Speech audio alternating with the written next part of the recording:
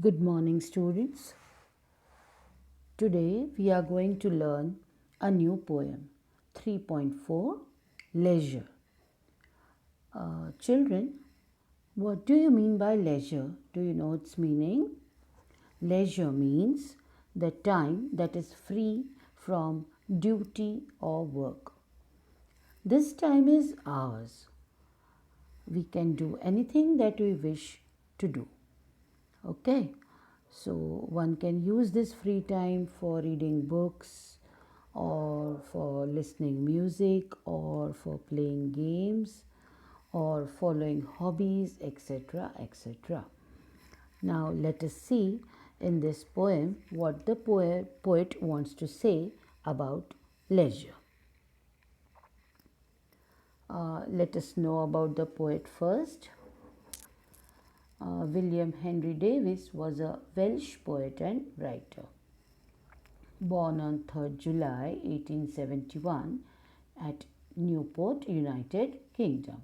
He died on 26 September 1940 at Nailsbury, United Kingdom. The principal themes in his work are observations about life's hardships, the ways in which the human condition is reflected in nature, his tramping adventures, and the various characters he met. His notable works are The Autobiography of a Super Tramp and Leisure, Songs of Joy, etc. Let us learn few facts about the poem. This poem is a protest against the unnecessary commitment of man with worldly affairs. We are always in a hurry and have no leisure time to look at the beauty spread all around us. Man's miserable life brings him nothing but sadness and worries. The poet says that life is useless unless we spare some time from our busy schedules to enjoy the beauties of nature. The poem appears in 7 couplets with lines of equal length. Children, couplets means in twos. Okay, the stanzas are of 2 lines each. The rhyme scheme is A, B, B, C, C, D, D, E, E, etc. Ample use of the poetic device imagery. You'll find imagery, the use of imagery throughout the poem because the poet has been successful in bringing vivid images in front of our eyes. Now, the figures of speech that I used are simile, personification, alliteration, inversion, etc. These are used to enhance the beauty of the poem. Children, I have skipped one exercise in the warming up session. It is very easy acrostic. I have taught you how to do acrostics in the previous chapters. So I have left this for you because it is a wonderful activity which you should try on your own. Now, let us begin with the poem explanation. Leisure. What is this life if full of care? We have no time to stand and stare. Children, care means worries or stress. No time to stand beneath the boughs, a stare and stare as long as sheep or cows. Children, bough is a main branch of a tree. So, in these lines, the poet is complaining about our rushed life. He says that there is no purpose of life if it is full of worries and anxiety, and we cannot call this life a pure life. Today, we are so busy that we don't have time to pause and admire the beautiful nature around us. We don't even have enough time to stand under the branches of green trees and We cannot look at the common animals like sheep and cows grazing in the pastures. So, children, the poet is grumbling uh, on our life, which in which we are just running after something and we are just accomplishing one task after the other, and we do not have little time to spare and admire the beauty of nature.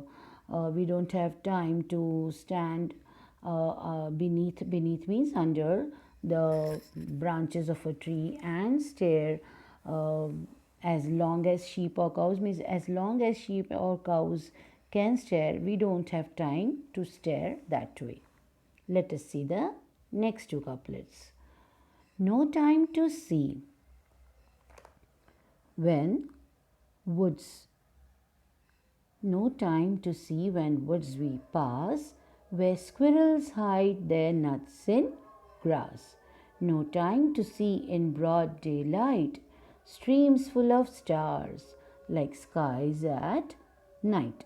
Now, children, in these lines, the poet says that we do not have time to look at the tall and short trees when we pass through a forest. We do not have time to admire the beauties of the nature when we pass through a forest. And we don't even have time to admire or enjoy the way a squirrel hides the nuts in grass. Uh, Children, uh, there are small actions that uh, are beautiful if we observe birds when they flit from one branch to another, or when a doggy wags his tail, or the same way the poet here has given the example of a squirrel that hides her nuts in the grass. So he says that when we pass through woods, there are beautiful things that we should observe, admire, or see. And one such example is that the beautiful way the squirrels hide their nuts in the grass. Another example he gives is that no time to see in broad daylight, streams full of stars like skies at night. Here, what he says that during daytime, when the sun rays fall upon the clear water of the rivers, it reflects and shines like stars at night. But we busy people don't have time to see. Uh, Here, children, the stream is compared to a starry sky at night. So, in these lines, we will find two figures of speech. One is the simile, where the stream is compared with the starry night, and alliteration, where the sound of S and T is repeated.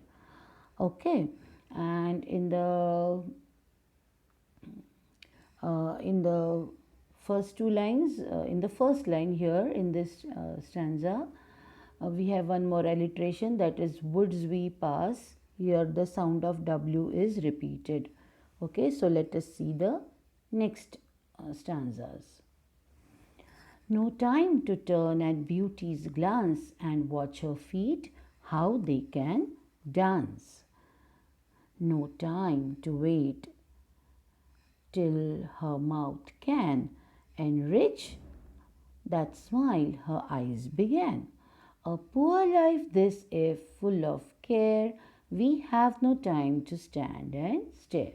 Now, children, in these lines, the nature is personified as a young, beautiful, dancing woman with a smiling face.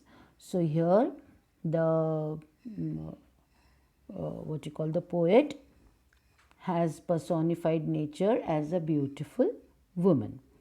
Now, when nature changes, it is like a beautiful dancer, and the leaves, the flowers, the branches, the sound of water flowing in the river, the flight of the birds, etc., are a part of nature's dance. But unfortunately, we don't have time to admire these changes of nature.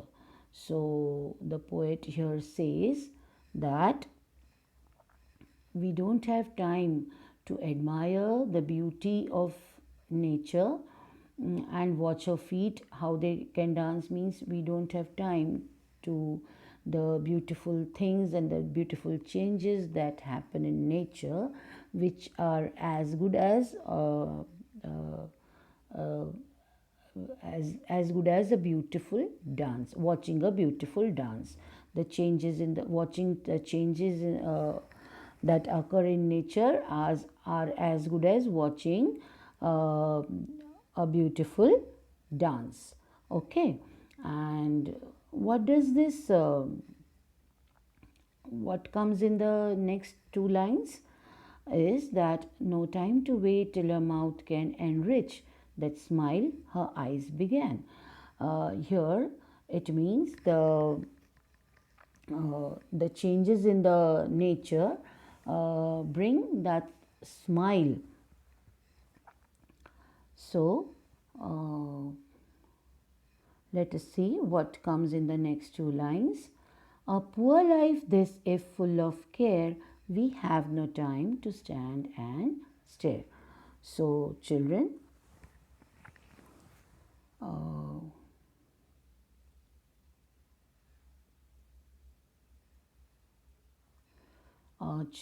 uh, in the last two lines, he says that the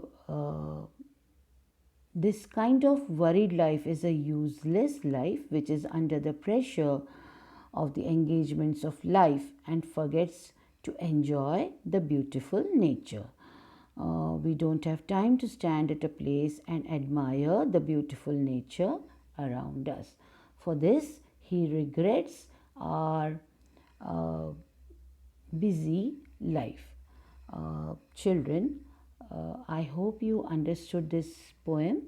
You are supposed to write down this poem in your notebook, and we shall do with the appreciation and figures of speech in the next period.